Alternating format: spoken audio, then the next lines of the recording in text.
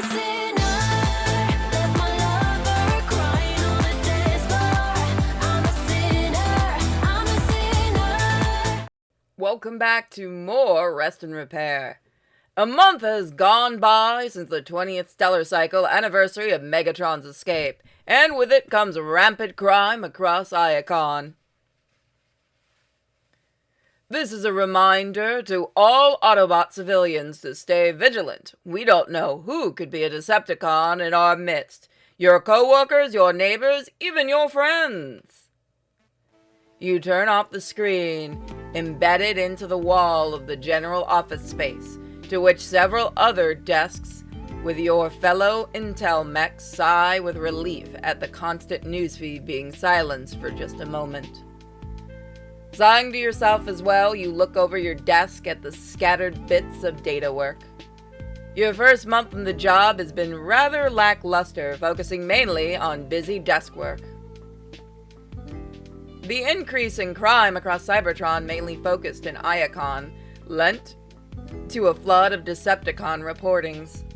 Unfortunately, this meant that Metroplex, the Autobot intelligence headquarters, have been flooded with reports on the regular, tripling the boring workload of the office.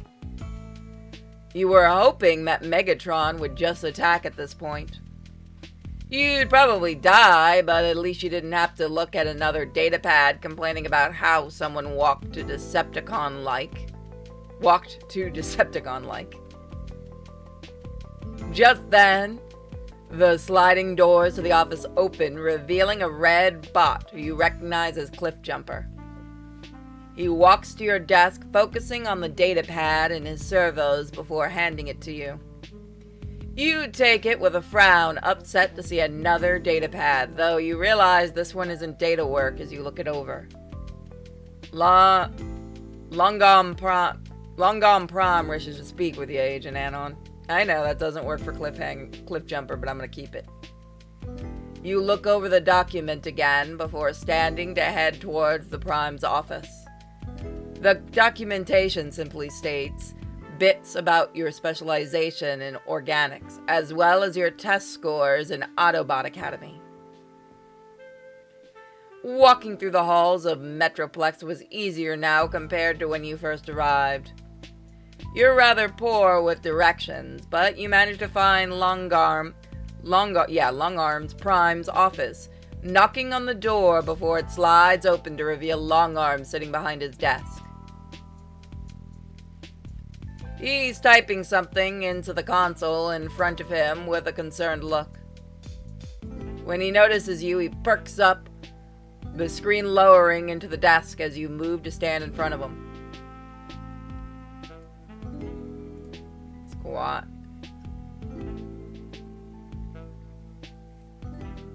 You're looking exceptional today, sir. Did you recently get waxed? You fidget nervously with the datapad and your servos. Longarm looks at you with a confused look. That was not the right way. Am I in trouble, sir? I don't think I've done anything of concern recently.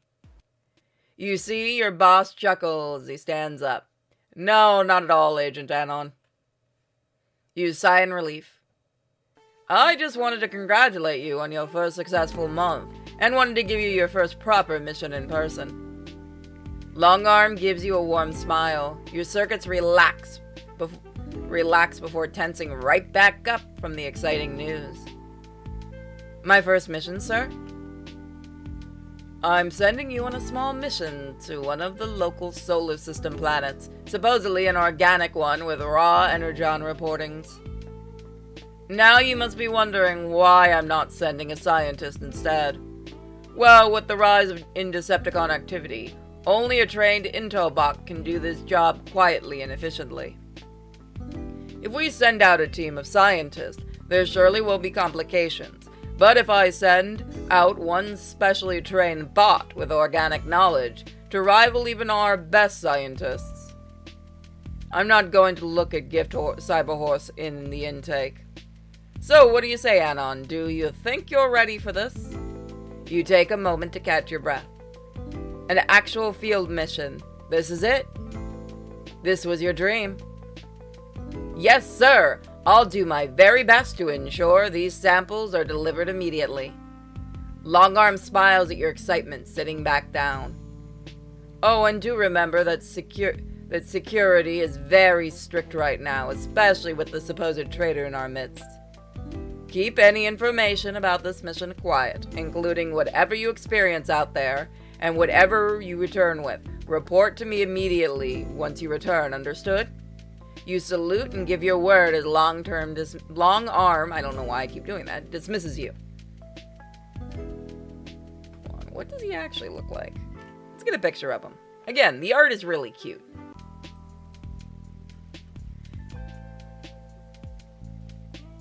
Excitedly, you exit his office, but as you do, you can't help but feel the Prime's optics on your back as the doors close. Ooh, that's not good. It's been several cycles since you were assigned your mission. Preparations have been made to make sure you exit out of Cybertron was quiet. Only a handful of bots knew you were leaving, most being other intel bots, and a few you had to interact with to get your required equipment for the trip. You just need to make it to Iacon Southern Loading Docks to snag the ship you were assigned. Mildly disguised, you take a quick ride through the back streets of Iacon, though you never really traversed the back streets before, so as you turn a corner you realize you might be lost. Surely if you go down one of these streets, you'll make it back to a familiar landmark, right? Let's see.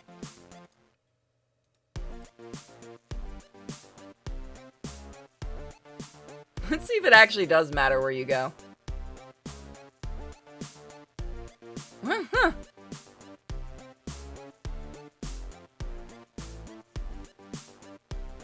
Alright, we'll go with this one. You go straight, traveling for a bit before hitting a dead end. You sigh, realizing this wasn't the correct direction. Is that what we look like? That might be? This isn't the Lost Light. So that's what we look like, okay. Attempting to backtrack, you end up even more lost than you were before. Not really the most secretive of things, you try to find the most unsuspecting bot to ask directions from. Somehow, you catch glimpse of a familiar teal-green frame and Cygar arm wrestling a mech twice his size on top of a shipment crate behind Mechadam's old oil house. And somehow he was winning. You make your way up to the bot just as he smashes the servo down of the opposing mech, letting out a hearty laugh before the larger mech and his pals cough up whatever shanixies they owed to the retired elite guard mech. The defeated mechs grumble and stumble back inside the bar, leaving Coop alone with his winnings, to count his winnings. Coop Miner, sir? The bot in question spins around, surprised at first, before the grin spreads across his face. Again, I really like the art, it's cute. Now would you look at that? Anon, how you been, kid? I haven't seen you since. His expression softened. Coop was one of the few who knew the details of the incident. After all, he was the first person you went to after the whole situation, and the person who got you in contact with your current therapist. After you graduated Autobot boot camp, you had kept in contact with Coop. He was one of the more influential bots of your journey up to the elite guard, finding comfort in his tales and company, especially when you were checking your facts about the Great War with him. You went quiet after you started therapy, though, locking yourself away until you returned to the academy a few stellar cycles later. Yeah, sorry for not keeping in touch. I got pretty busy when I went back into the academy. Still amazed they let me back in at all. Coop scoffs and puffs of vapor emitting from his mouth as he gestures to the badge on your chest. His grin gets slightly wider. Well, they'd be damn blonde to reject elite god's talent for a few stellar-cycles of processor health absence. I remember when you were just a starry optic cadet, face buried in data novels, fantasizing about solo missions off-world instead of doing your drills. He gives you a pointed look, calling you out for something you long thought you'd gotten away with back in the day, but apparently not. You adjust your disguise and cough. Speaking of, you're definitely up to something, aren't you, kid?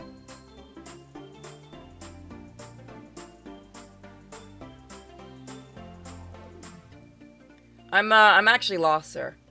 I was trying to take a shortcut to a southern loading docks, but I'm all turned around. It's been a while since I've been out. Which wasn't a lie. You hadn't really been out and about on Iacon in stellar cycles, focusing on your studies and training in the academy. You see Coop adjust his posture, looking around for a moment before gesturing over his shoulder with his thumb at some signage. You were never really for directions, were you, kid? You follow where his thumb's pointing, realize the sign that says Southern Iacon Loading Docks. Your face flushes slightly in embarrassment, but Coop's seen you lose your way around an empty room. It's nothing he hasn't experienced before from you. Since you seem to be in a hurry then, promise you'll grab a drink with me and catch up, got it? It's been way too long and you've become quite the mech since your boot camp days. You can see just by the way he puffs out his chest that he was feeling proud as he looks over your elite guard badge. You give him a nod, also feeling proud to show off to your old sergeant just how far you've come. I promise. You give him a small wave goodbye as you transform and head off to start your mission, feeling real good about yourself as you watch Coop vanish in your rearview mirror.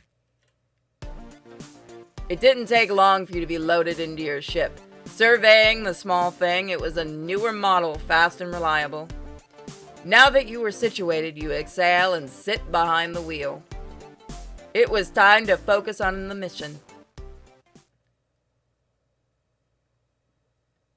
The trip wasn't the problem. It was short, quick, and without issue. Or at least not until the very end when you were about to land. God damn it every time. He can't give directions or drive. By some stroke of luck, you land safely. But what in the world just happened? After your miraculous safe landing, you go to inspect your ship. Sorting around what could have caused your crash, you find one of your power fuses damaged. You scratch your helm, wondering how that would have happened on a fairly new ship. Going over your communications console, you find that a raw energon is interfering with your signal, leaving you stranded. So you decide to go on a trek through the small moon-sized jungle planet, searching for the supposed raw energon deposits you were required to get samples of. Surely with the tools you had, you could refine a bit of it into a temporary fix to help you get back into Autobot space, but you couldn't stay long. Raw energon was unstable, and being exposed to it for long stretches of a time could easily put a bot in stasis lock. It would have delayed your mission substantially if you had ordered a custom suit to protect you, so you decided to go without any protection. As long as you don't stay for more than a few hours, you should be able to return to Cybertron relatively fine. Using a tracker, you were able to locate a deposit. However, as you step onto the leaf-covered ground, you slip right through it. You land on your aft, quick, and try to stand but freeze as your optics scan the cavernous room of a large, raw, unstable energon, and a large gray mech wedged in the middle of it all. I wouldn't make any sudden moves if I were you. Oh, it's our boy! It's Megatron! Oh, I want a sticker of that, that's cute. The low growl of a Decepticon ran straight up your spine, Strut. You reach for your blaster before pausing, looking around at the raw energon crystallized all about the cavern room. Looking back at Megatron, you now notice the gray mech was wedged tightly in the midst of all these crystals. From just a quick glance, you could tell that the larger bot had fallen through a familiar leaf trap like you, but due to his heavy structure, he managed to lodge himself into a deposit, arms and legs immobilized. At least for the moment, as if he As if he moved, the whole cave would definitely explode from the unstable material. You swallow hard, realizing you had a chance to run, but something stops you. Well, Megatron stops you, a grin on his lips. Oh, how lucky of me to have a poor little Autobot find me in such a predicament. Surely you know long exposure to raw energon is deadly, and any sudden movements can set off an explosion of unstable property of the crystals. Even physical touching it with bare metal can cause even the hardest of warframes to crumble into stasis. You inhale sharply, realizing that the warlord had been doing just that, though you don't know for how long. Even in his weakened state, you knew the mech could easily bite your helm off. If you leave me here, I'll surely offline. Or perhaps I'll simply detonate the energon and we could both go out together. Megatron gently tugs his servo lodge in the energon, enough to make a small cracking sound. The raw energon begins to glow, sending a pulse through both of you, causing you to double over in pain. You see him wince, the energon exposure surely doing something to him as well, maybe even worse since he was submerged in the material. However, I have something you need in my servo right here. He nodded to his helm towards one of his stuck arms. I have nothing to lose though, Autobot. If I were to stay here and to die, I might as well set off this energon and take us both to the pits. You quickly glanced down at his wedge servo, noticing the tight fist one of them was making. So if you help me escape my current confines, I'll spare both of our metals and not detonate us. The estimated blast radius is far too large for even the fastest speedster to outdrive. And like I said before, I have something that'll help you off this planet. How did he know you were stranded? Did he sabotage you? You give him a skeptical look, to which you see a glimmer of impatience in his optics. By his tone, you can tell he's been here for far longer than he'd like. You've heard tales of his unyielding patience within Triptychon prison, but you were one lone intel agent on an empty planet, not a security prison in safe Autobot territory. How about I spare your spark indefinitely? Tempting, surely. You stare at his wide optic,